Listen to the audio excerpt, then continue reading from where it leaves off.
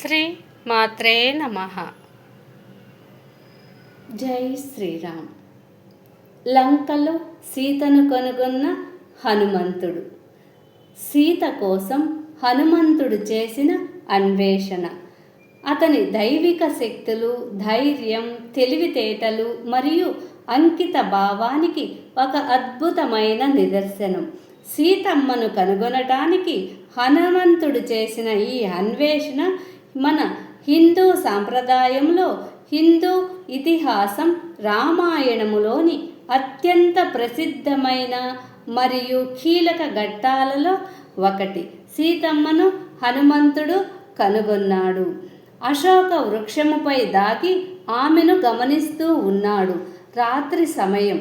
సీతమ్మను ఆమె కాపలా కాస్తున్న ప్రమాదకరమైన రాక్షస స్త్రీలను గమనించటంలో హనుమంతుడికి సహాయం చేయటానికి చంద్రుడు పైకి వచ్చాడు. ఆ రాక్షస స్త్రీలు ఎలా ఉన్నారు? మరి కొందరు ఏకాక్షులు, కొందరు ఏకకర్ణులు. ఒకటి దేహమంతా కర్ణాలుండగా వేరొకటి నుదుట మధ్య నాసిక కూడా ఉంది. కొందరికి కేశాలు లేవు, కొందరు మరుగుజ్జులుగా ఉన్నారు. ఇలా ఉన్న రాక్షస స్త్రీల మధ్య సీతమ్మను గమనించాడు హనుమంతుడు. సీతను కనుగొన్నందుకు హనుమంతుడు ఎంతో ఆనందంతో ఆనంద ఆశ్రువులను రాల్చాడు. అశోక వృక్షంపై దాగి ఉండి ఆమెను గమనిస్తూ ఉండగా అలా రాత్రి గడిచిపోయింది. తెల్లవారింది.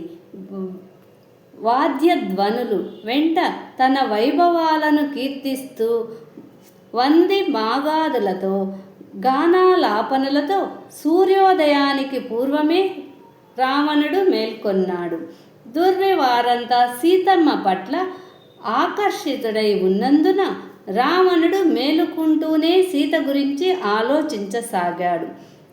ఈ విదేహ రాజపుత్రి పట్ల తన ఇంద్రియ లాలసను అణుచుకోలేక రావణుడు 100 మంది రమణీమణులు, స్వర్ణ దీపికలను, చామరాలను, మెత్తని దిండ్లను, జల కలశాలను తదితర రాజ చిహ్నాలను ధరించి వెంటరాగా అశోకవనానికి బయలుదేరాడు రావణుడు. ఇంకా ముందటి రాత్రి నాటి మధ్య ప్రభావంలోనే ఉన్న రావణుడు ఎలా ఉన్నాడు? ఊగిసలాడుతూ నడువగా మేఘం వెనుక తణుకు లీలే మెరుపు తీగల్లా సుందరీమణులు అతన్ని అనుసరించసాగారు. రావణుడు సమీపించటాన్ని చూసిన హనుమంతుడు గుబురు ఆకుల మధ్య కొమ్మల సముదాయం వెనక్కి నక్కి కూర్చున్నాడు. రావణుడికి కనిపించకుండా అక్కడి వారికి రావణుని రాకని గమనించిన ఆ సీతమ్మ కూడా వీలైనంత వరకు జాగ్రత్తగా కూర్చుని తీవ్రంగా వణికిపోతూ కూర్చుని విలపించసాగింది. కటిక నేలపై కూర్చున్న సీతమ్మ కల్లోలిత సాగరములో ఊగిసలాడుతున్న బలహీనమైన నావ వలె ముందుకు వెనుకకు ఊగింది. అట్టి దీనస్థితిలో సీతమ్మ మసకబారిన జ్ఞానం వలెను, కూలెన ఆశ వలెను, పరాజితయైన సేన వలె, వర్షాభావం వలన శోషించబడిన తరంగిణి వలె గోచరిస్తుంది. ఆమె పద్మాలు పెకలించి వేయబడిన కొలను వలె ఉన్నది. నిర్వాణమొందిన అగ్ని వలె, భీతితో ఎగిరిపోతున్న పక్షి వలె ఉంది. ఉపవాసం వలన, దుఃఖము వలన సీతమ్మ దేహం శుష్కించి ఆమె మనసు విషన్నమై ఉంది. రావణుడు సీత ఎదుటకు వచ్చి ఆమెను ప్రలోభపెట్టి లొంగ తీసుకునే ఆశతో ఇలా ప్రేలాపించసాగాడు. ఓ అద్భుత సుందరీ లలామణి, నీ సన్నని నడుమును దాస్తావెందుకు? ఓ విశాలాక్షి, నీకోసం ప్రేమతో వేగిపోతున్నాను కనుక దయచేసి నీ సిగ్గును విడనాడు. నా ప్రియతమా, నన్ను అనుగ్రహించి నిన్ను పొందాలన్న నా దుర్భర వాంఛను తీర్చు. పరసతులను అపహరించటం మా రాక్షసులకు ఎప్పుడూ సంప్రదాయంగానే ఉంటుంది. అయినప్పటికీ నన్ను పొందటానికి నీవు ఇష్టపూర్వకముగా సమ్మతించే వరకు నేను నిన్ను స్మర్శించను. ఓ ముగ్ధ దేవత, కటిక నేలపై ఎందుకు పడి ఉన్నావు? మలిన వస్త్రాలతో ఎందుకు ఉన్నావు? మలిన వస్త్రాలను ఎందుకు ధరించి ఉంటావు? ఊరకనే ఉపవాసాలు చేస్తావెందుకు? ఒకే పాయతో జుట్టు ముడివేసుకుని అదే పనిగా కూర్చుని మదన పడతావెందుకు? నీ వంటి మోహనాంగి అయిన రాజకుమారి, ఇట్టి ప్రవర్తన అనుచితం. నా రాణివై ముల్లోకాలను సాటిలేనట్టి రాజవైభోగాలను అనుభవించు. అత్యుత్తమమైన పూలహారాలు, చందన లేపనాలు, పరిమళ ద్రవ్యాలు, ఆభరణాలే నీకు లభిస్తాయి. షడ్రసోపేతమైన ఆహారాలను నీవు భుజిస్తావు. అత్యంత అమృత తుల్యమైన పానీయాలనే పానం చేస్తావు. అత్యంత విలాసమైన శయ్యలపైనే శయనిస్తావు. సంగీత నృత్య గానాలతో మైమరిచి విహరిస్తావు అంటూ రావణుడు సీతాదేవితో పలికిన పలుకులు. ఓ అపురూప లావణ్యవతి, యవ్వనం శీఘ్రమే గతించిపోతుంది.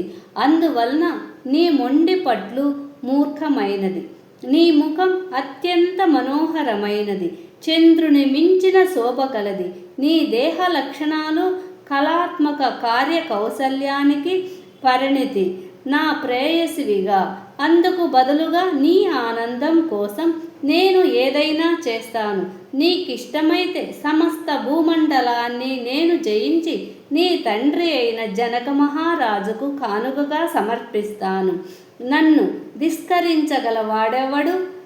ఓ సీత, నిన్ను చూసిన మీదట నేనెంత ఆసక్తుడైనానంటే ఆ తర్వాత మండోదరితో సహా నా భార్యలెవ్వరూ నాకు ఆనందంగా కనిపించటం లేదు. వారిలో నాకు ఆనందం కనిపించటలేదు. కేవలం ఒక మానవుడు నాతో పోలిస్తే వీధిలో ఒక్క గడ్డిపోచ వంటి ఆ రాముడి పట్ల విధేయురాలివై ఉండాలన్న పట్టుదల నీకెందుకు? రాముడింకా బ్రతికే ఉన్నాడా అనే నీకు సందేహమా? ఒకవేళ బ్రతికే ఉన్న నీవు తిరిగి అతన్ని ఎప్పటికీ చూడలేవు అన్నది నిశ్చయం అని రావణుడు సీతమ్మతో పలికెను. ఈ వీడియో కొస్తాకా చూడండి, లైక్ చేయండి, షేర్ చేయండి, సబ్స్క్రైబ్ చేయండి. రామాయణంలోని సుందరకాండ ఇలాంటి భక్తి వీడియోల కోసం మన జీవితానికి ఏమన్నా సందేశం ఉందా? మన విలువను బట్టలు, ఆభరణాలు, ధనం నిర్ణయించలేవు. మన స్వభావం, మన మనస్తత్వము మన వ్యక్తిత్వాన్ని నిర్ణయిస్తాయి. హనుమంతుడు సీత అన్వేషణ చేసేటప్పుడు రాక్షసుడైన రావణుడు అపహరించిన సీతను వెతకమని రాముడు హనుమంతునికి చెప్పినప్పుడు చివర లంకలో బందీగా ఉన్న సీతను చూసిన హనుమంతుడు ఆమె సీత అని ఎలా గుర్తుపట్టగలిగాడు? ఆమె ధరించిన దుస్తులను బట్టి, ఆమె ముఖంలో ఉన్న కాంతిని బట్టి ఆమె సీత అని గ్రహించగలిగాడు. అత్యంత శుభ ఫలితాలను